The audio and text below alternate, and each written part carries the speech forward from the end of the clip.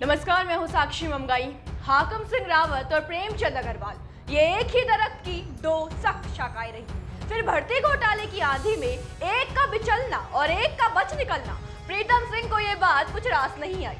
पूर्व नेता प्रतिपक्ष सवाल कर रहे हैं कि एक जैसे काम के दो अंजाम कैसे?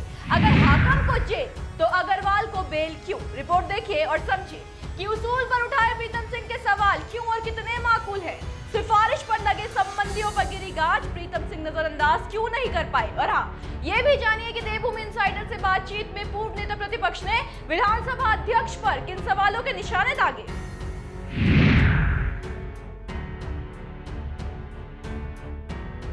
हाल ही में कांग्रेस के पूर्व नेता प्रतिपक्ष और चक्राता विधायक प्रीतम सिंह के बोल कटाक्ष की स्याही में डूबे नजर आए।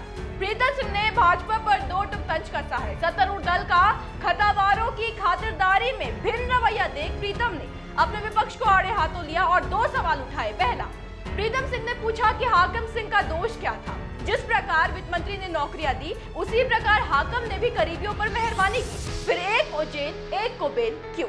दूसरा सवाल प्रीतम सिंह ने यह उठाया कि विधानसभा भर्ती अनियमितता मामले में बैकडोर से लगे कर्मियों की नौकरियां निरस्त कर दी गई। चलिए ठीक है, लेकिन जिन्होंने भर्ती की उन्हें क्लीन चिट किस आधार पर? ये सुनिए।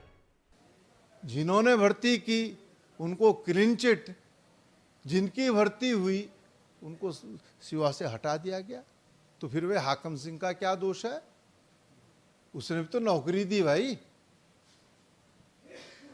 एक को जेल, एक को बेल, ये नहीं चलेगा।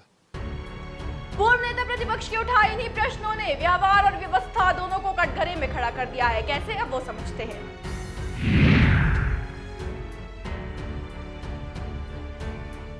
यूके SSC पेपर लीक मामले में हाकम सिंह रावत का नाम सामने आते ही भाजपा ने उसे पार्टी से बाहर का रास्ता दिखा दिया।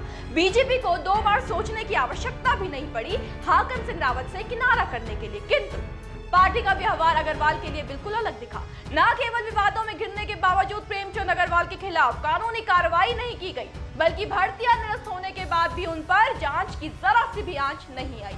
मामले में यदि किसी ने भरपाई की है तो सिर्फ उन लोगों ने जिन्हें मंत्री जी ने अपने प्रभाव के बल पर विधानसभा में नियुक्ति दिलाई थी। प्रीतम सिंह ने इस पर भी निशाना साधा है।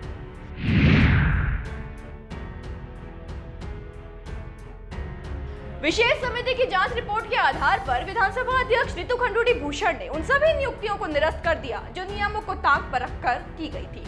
हैरानी की बात यह रही कि ये तो माना गया कि भर्तियों में प्रक्रिया का पालन नहीं किया गया है, नियुक्तियों में अनियमितता है, किंतु इस पहलू को अनछुआ ही रहने दिया गया कि संविधान की पीठ पर बैठकर कायदों की बलि चढ़ा कैसे दी गई।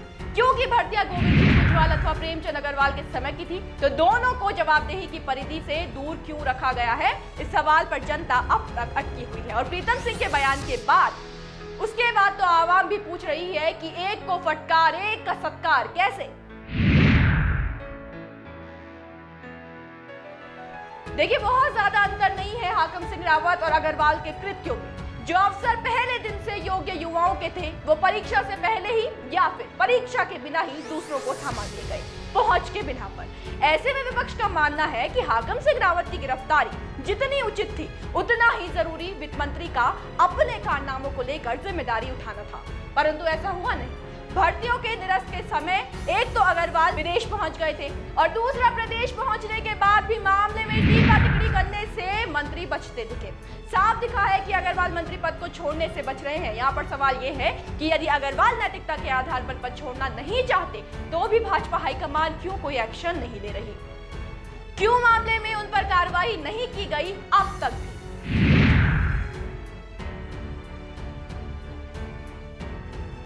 आपकी जानकारी के लिए बता दें कि देवभूमि इनसाइडर से बातचीत में कांग्रेस विधायक ने विधानसभा अध्यक्ष रितु खंडूड़ी भूषण के निर्णय पर भी सवालों की बौछार कर दी। एक तो उन्होंने पूछा कि विस अध्यक्ष ने नियमित हो चुके कर्मचारियों पर कानूनी राय पहले क्यों नहीं दी, और दूसरा सवाल किया कि जिन्होंने भर्तियां करवाई उन पर कोई बात क्यों नहीं। खुद सुनिए क्या बोले प्रीतम सिंह। जो होता है वो कहीं पर पूरा नहीं किया गया। 2000 से 2011 तक उत्तर प्रदेश की जो नियमावली है उससे जो है विधानसभा भर्ती गवर्न होती थी। 11 के बाद 2022 तक जो उत्तराखंड राज्य की नियमावली बनी उससे जो है भर्ती प्रक्रिया गवर्न होती थी। ना तो उत्तर प्रदेश की नियमावली का पालन विधानसभा भर्ती में हुआ और ना ही जो उत्तराखंड की भर्ती नियमावली थी उसका जो है परिपालन किया गया है।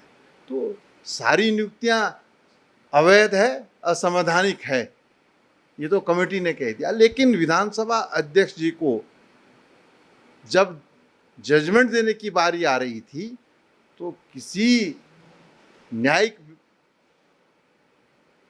व्यवस्था के माध्यम से ये जानकारी एकत्र करती कि भाई इसमें हम क्या कार्रवाई करें। आपने कह दिया कि जो तदर्थ नियुक्तियां हैं उनको तो जो है हम निष्कासित कर देते हैं, और जो पहले तदर्थ थी और नियमित हो गई उस पर आप कह रहे हैं हम कानूनी राय लेंगे। आप कानूनी राय पहले क्यों नहीं दी आपने? जिनकी भर्ती हुई उनको तो आपने नौकरी से बाहर कर दिया, जो नियमित हो गए उसके लिए आप कह रहे हैं कि हम जो है कानूनी राय लेंगे। तो आप देख सकते हैं कि प्रीतम सिंह मामले में सरकार पर जबरदस्त हमलावर है। देखिए, इससे आप भाजपा खास तौर पर प्रदेश के वित्त मंत्री की मुश्किलें बढ़ सकती हैं। इस तथ्य से लगभग सब परिचित है कि अग्रवाल को लेकर जनता का गुस्सा 7वें आसमान पर है। फिर भी उन्हें सियासी संरक्षण के तले रखना और विपक्ष का इस पर सीधा सीधा निशाना साधना, इससे आने वाले दिनों में सियासत गर्मा सकती है। इस पर अब सबकी नजर बनी हुई है कि सत्तारूढ़ मामले में क्या प्रतिक्रिया रखती है, प्रीतम सिंह के कटाक्षों का क्या काट पार्टी लेकर आएगी। जैसे ही अपडेट मिलता है आप तक जरूर पहुंचाएंगे। बस बने रहे देवभूमि इंसाइडर के साथ। आज ही डाउनलोड करें देवभूमि इंसाइडर ऐप।